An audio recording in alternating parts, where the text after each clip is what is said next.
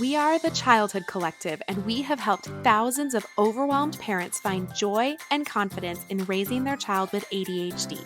I'm Katie, a speech language pathologist. And I'm Lori. And I'm Mallory, and we're both child psychologists. We combine the science of ADHD with the compassion of moms and bring you practical tools you can start using today. So hit subscribe and let's help your family shine with ADHD. Today I am here with Katie, and we are thrilled to have Dayna Abraham as a guest on the podcast today. Dayna is a best-selling author of the book Calm the Chaos, a Failproof Roadmap for Parenting Even the Most Challenging Kids. And as a national board certified educator, parent of 3 neurodivergent children, and an ADHD adult herself, Dayna brings a unique and out-of-the-box perspective to parents raising kids in the modern world. Through her compassionate framework, Calm the Chaos has helped millions of desperate parents around the world find peace and meet their children where they're at when unconventional parenting tools have failed them. We're so happy to have you here again. Welcome, Dayna. I am so honored. Thank you. Yes. Thank you so much, too, for sending your book. It is so clear from reading it that you just get it as a parent and have clearly been through this stuff yourself and can really give practical advice that is, you know, what parents who are going through the same things, struggling with the same things, just really understanding that perspective. So it's an amazing book.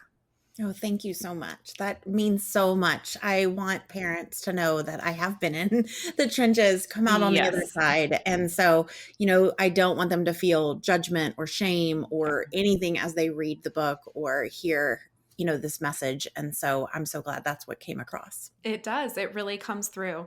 So we're so excited for you to share more about ways that we can work with those more challenging behaviors. And I know this is a topic that so many of our listeners really need right now. But before we jump into that, can you tell us a little bit more about yourself and what got you into this work? Yeah. So as you said earlier, I'm a national board certified educator. I was in the classroom for over 12 years in inner city Chicago, and I saw all different, you know, situations and challenges. But my favorite kiddos were the ones that came with a long paper trail behind them. Mm-hmm. The teachers talked about them in the staff lounge. The parents came, you know, kind of ashamed to kind of hand over their kids. And the kids knew it themselves, but they were the ones that I was so excited to get to know. And I was waiting for them at my door the first day. You know, I'm so glad you're in my classroom. And because I knew that they had so much more to give. And I think part of that is because I grew up and I didn't really fit the mold, and I pushed against my mom. We had a volatile relationship. I did okay in school, but I watched my brother and many of my friends really struggle in school. I'm a sibling to a bipolar brother. And so I was on the receiving end of a lot of his aggressive attacks really young. And so I had to figure out a way to handle the chaos and the stress and the explosions really early on. And I think that's what led to me in the classroom wanting to help those kids as well. And then when I became a parent myself, I was like, man, I got this figured out. I had a rough childhood. I've I've taught the hardest kids. Like, I am going to be the world's best parent. That did not happen. I feel like we're all the world's best parent until we have kids. And then we're all like, oh, wow, it's actually way harder than it looks. I found myself going back and replaying every talk I had with parents during parent-teacher conferences going, why would I say that? Why would I say that? Like, oh my gosh, I know so much more now. And so my son, my first son, I feel like he was put on this earth to really just open my eyes and challenge me to learn more things about life and about childhood and about humans and how we interact and how we learn. And so he pushed as much as he possibly could. And by second grade, it just became really evident he wasn't going to fit in a traditional school setting. And so I brought him home. I quit my job, and I just wanted to help him not hate himself and not hate those that didn't understand him. And so as I started navigating that process, I started sharing it with others, what was working and what wasn't working, the ups and the downs. And, you know, that started 10 years ago. So where I am today really is a culmination of the last 10 years of trying to help my family come out of the trenches and be able to thrive as a family.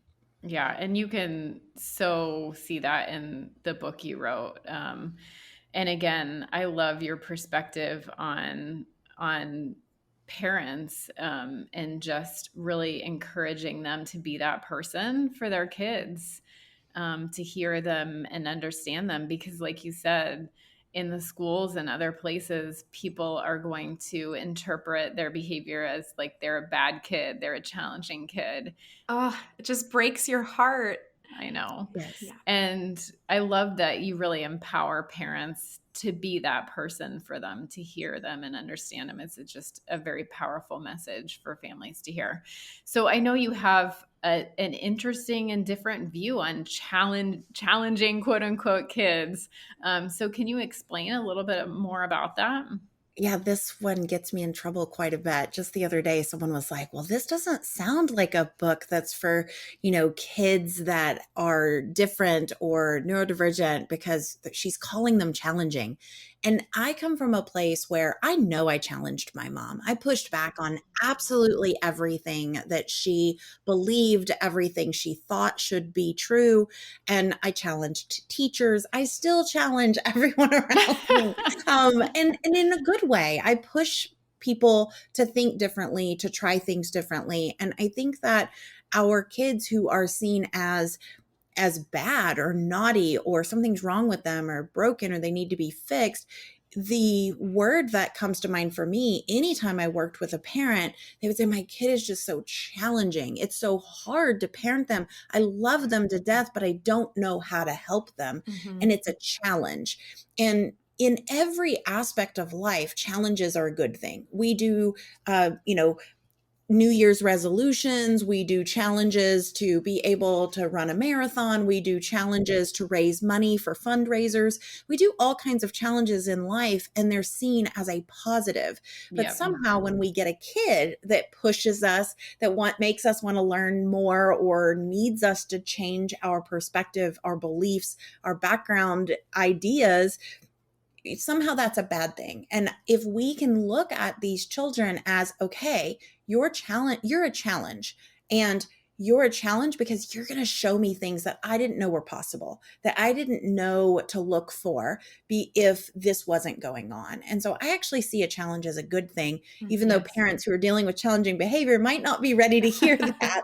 I do think that we have so much to learn from kids who, don't fit that traditional mold. Yeah. And I love that because it's so true that if you have a challenge that you're faced with, and it can be very positive, you have to train for that. Like if I'm doing something challenging, like running a marathon, I have to train for that because I don't know how to do that thing. Right. And I think for the parents that we work with and our ADHD families, they're challenged with parenting differently. You just have to have a different set of tools and a different way to do things. And it is challenging, but you can do it. Absolutely. And I think about too the concept of challenge, and that there is this transformation, right? Like I'm going to challenge myself to run every day so I can go from a couch to a 5K, right? That's the challenge. And then at the end, I can look and say, oh my goodness, look how far I've come. And that's such a beautiful visual for parents who are on this journey. And it is stressful and challenging. And there's a lot of questioning yourself, wondering like, am I even on the right path? Is this going to work? Am I going to be able to run a 5K at the end of this challenge? And I think that is a beautiful imagery for families to hear and say, yes, your child might be, quote, challenging, but we're growing. All of us are growing through that. And it's pretty incredible. Absolutely. Yes. And it's not seen as a derogatory term. And so I just want to make sure as people hear this, like I said, I consider myself a challenging human. I know that I push against the norms. I push against what people think should be how things should go. And in the long term, a lot of times people will come back to me and thank me for that. And then some people will be like, yeah, you're not for me. And that's okay too. Yeah. We're not for everybody. That's I am something not I for really had everyone. to learn being on social media and all of this. It's Yep. not for everybody. And that's very hard when you're a people pleaser, but such a good truth. I love it. Well, you've created a framework, right? And it really makes parenting those challenging kids simple and customizable. So can you tell us a little bit more about that? Yeah. So when I was going back to the drawing board and trying to figure out how to help my son not feel bad about himself for not kind of fitting in the traditional sense, and then not being upset or blaming others for him not fitting in, I kept looking for the one secret, the one thing that must be missing, the one thing I must have missed. And when I was reading even books and I was getting advice from this therapist or that parent expert, it was always like, well, if you just did this one thing, everything would be better. And what I came to realize is that's just not the case. One, things aren't cookie cutter and all children are unique and special and different. And so what works for one is not going to work for everyone. But at the same time, I also don't think we should have to do this all on our own and have to piecemeal things together and it feel like we're Frankensteining all the different pieces together. That's overwhelming. And so the framework that I've discovered is a combination of best practices, but it is really meant to feed off of and build off of your own expertise in yourself and in your child and what you already know and all that hard-won experience and knowledge you already have, so that you're not having to give away all your power to an expert or to this one way of doing things. Because I've read so many books where I get to the end and they're like, and if this doesn't work, it means you either A, did it wrong, or B, something's terribly wrong with your child. Seek professional help. And like, no parent wants to get to the end of a book and read that. Yeah, I feel like we live in kind of with social media and all these things, this day and age where we want a script and we want like the exact words to say. Just tell me the exact words to say. Tell me the exact thing I need to do. Just tell me what it is. And it just, we say that all the time. Like, your child is your own unique child, and we'll give you tips and strategies and things to try. But ultimately, Katie always likes to say this, everything's kind of an experiment. You have to experiment with all of these things to find out what works for your child and what works for you.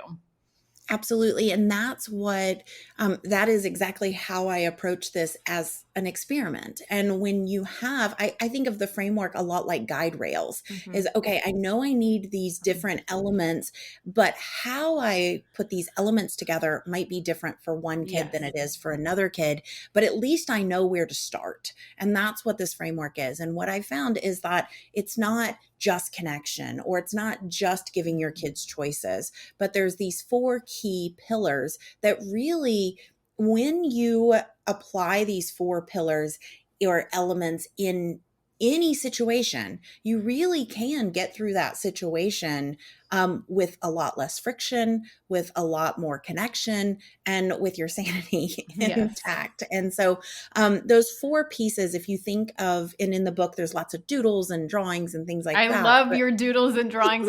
I always think, like, I wish books for adults like had, you know, we put pictures in kids' books. Like, I need those visualizations too. I'm a very visual learner. Like, I love that your book had all of that in there. It's great. Well, I am too. And a little secret, I don't tell very many people, but since we're on a podcast about ADHD, I will say I did not read a book until I was a junior in college. Oh, wow. Graduated with honors, all those things, but all I did was listen and I came up with strategies to learn the information. But I didn't read a full book until I was a junior in college. And so when I went to write this book, I knew it needed to be a book that was accessible for all parents, because we're already overwhelmed, whether you are diagnosed with ADHD or not. Right. Parenting is really stressful. Absolutely. And so seeing a wall of text in a book can be so overwhelming. Yes. And so I have some of the best books in the world in my library in my house, but when I open them, I'm like, yep, nope, not today. Well, that's why we switched over to podcasting, because the first 3 years of our business, we were writing these lovely 1,600 word blog posts with like one picture in the middle. And occasionally, you know, we might add another graphic or something. But what we really quickly figured out is that that is really challenging for our audience. You know, all of us having gone through graduate school and having to write and write and write and write.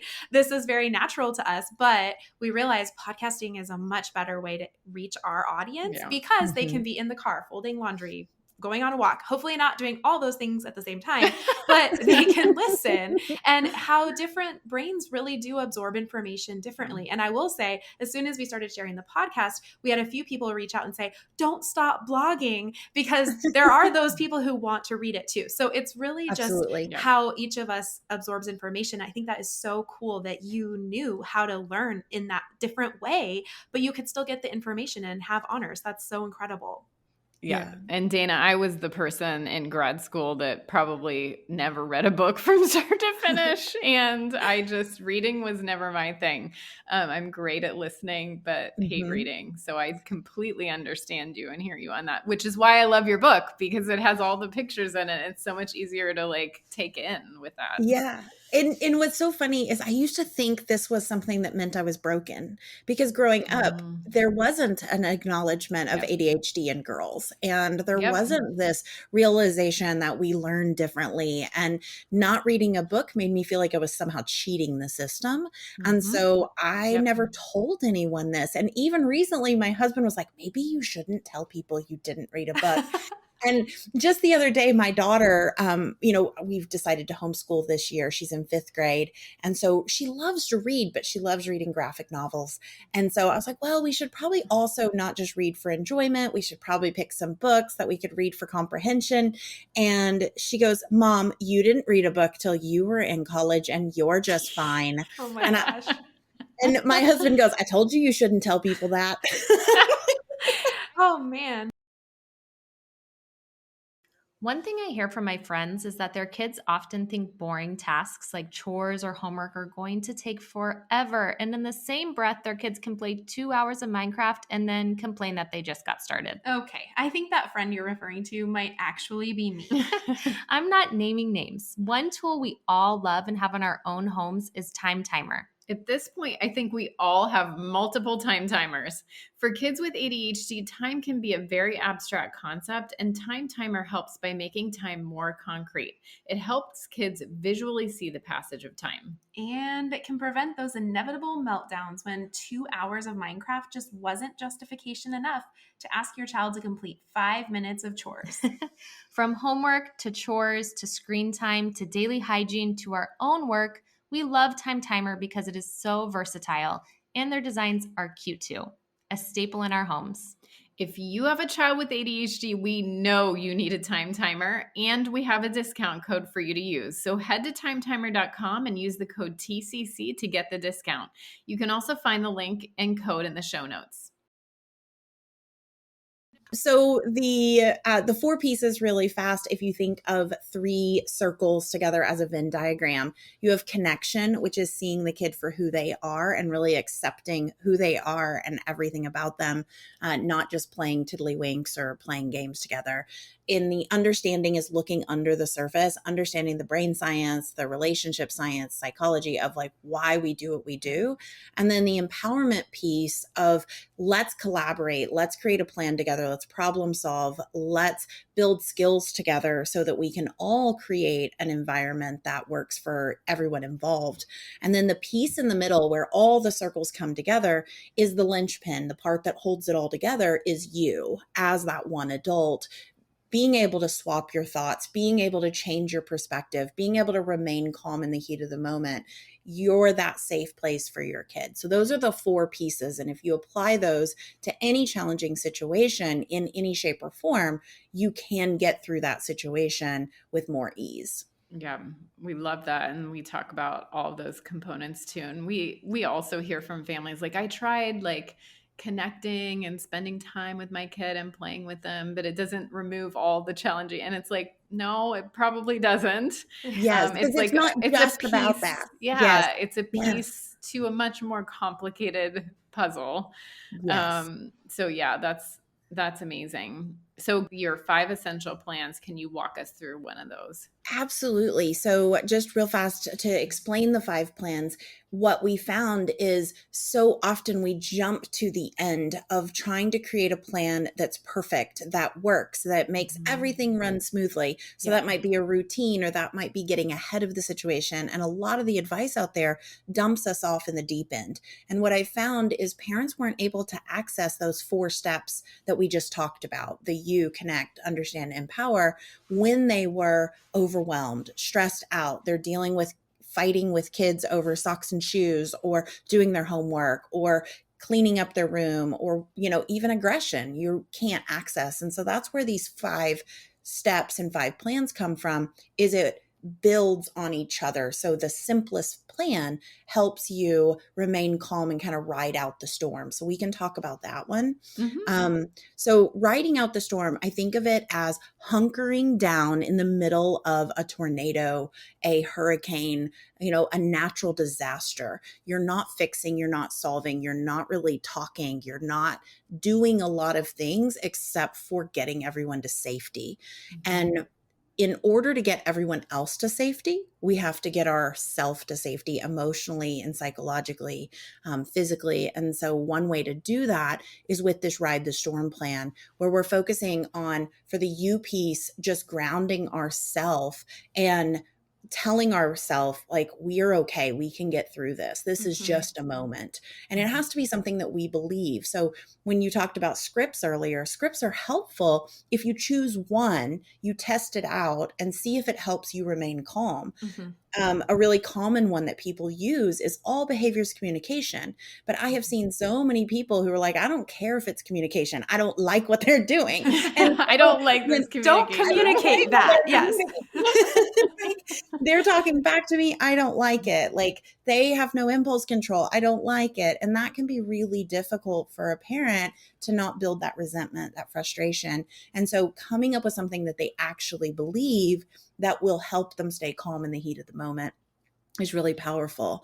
The connection piece in this is, instead of trying to talk to your kid, instead of trying to emotion coach or do any of those things, you're really just changing your own body language, because the nonverbal communication you have in those big storms are really important, both for you to be able to remain calm, but also what ripples out from your energy and your body. So I call it a body scan. I think of, like, in the movies where there's a laser that goes down your body, right? And so you're checking your eyebrows, you're checking your jaw, you're checking your shoulders, you're checking even the tone of voice that you have, and you're seeing, what signals am I sending right now that are disconnected, and what signals am I sending that are connected, which provide that safety for your kid.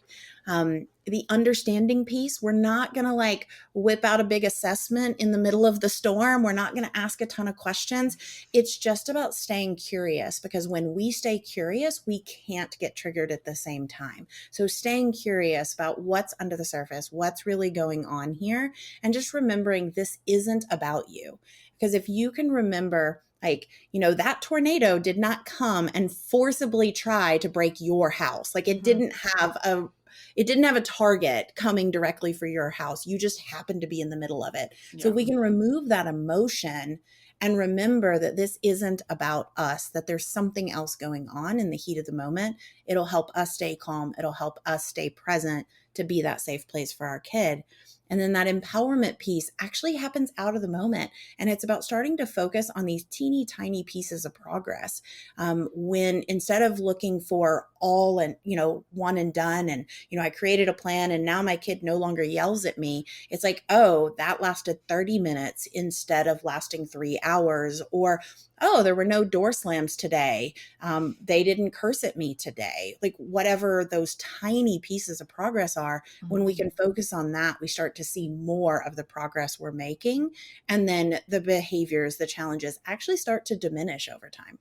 Yeah. I just love what you said about scanning your body, I can really apply that immediately to my own life, and especially my son. He's 6 years old, and I can just feel that like around certain times of the day where maybe he might not want to transition, or he might be his immediate response is like, no, I'm playing with my magnet tiles or whatever it is. And I really think that the way that I physically respond makes such a difference. And when I can be calm, maybe even make it a little bit playful, that is really different than me being so mad. And so it's really, but it starts with us, right? His reaction was Mhm. the same. It's about me. How am I going to choose to react in that moment? And I think that's something that's so easily applicable. Like I can think even today when I pick up my kids from school, scanning my body, like, is there stress there? What does that look like? And literally, what does my face look like is such an important thing for parents to realize. It gives us a lot more power, I think, than we Mhm. realize. Yeah, and I love what you said about it's not about his reaction didn't change, right? Mm-hmm. It's not about making the tornado last shorter amount of time. It's not, you're just trying to get through it with as minimal damage as possible. So Mm-hmm. as connected as you can be, with as little resentment as possible, with as much like, still having that togetherness and that empowerment together Yeah. afterwards. And then you can start to repair and you can start to reconnect. Yeah. I think that that's one of the things we hear from families all the time is when they're just so having these huge emotions and these meltdowns, like what do we do? And they want, so many parents want to fix it in the Mhm. moment. And hearing that advice of like, you just have to hunker down and stay calm Yeah. yourself. I think you also in your book are just super empathetic about how hard that is for a parent, Absolutely. especially when you have ADHD yourself, or you have that emotional regulation challenge.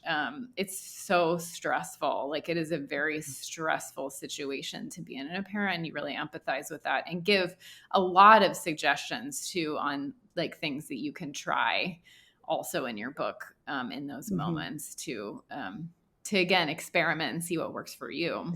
Yeah, it's one thing to say, "Oh, you should remain Yes. calm," but I really Yep. wanted to, and I've seen that so much with people that I've worked with and parents over the years, and so what we really focus on is how. What does it Mhm. look like to actually remain calm when there's stuff being thrown at you, when your kids are saying, "I hate you," when it's happened the 6th time in a day, right after you've gotten a call that you've gotta go into work suddenly that you weren't expecting, like, what exactly does that look like in your body? What does that sound like? Mhm.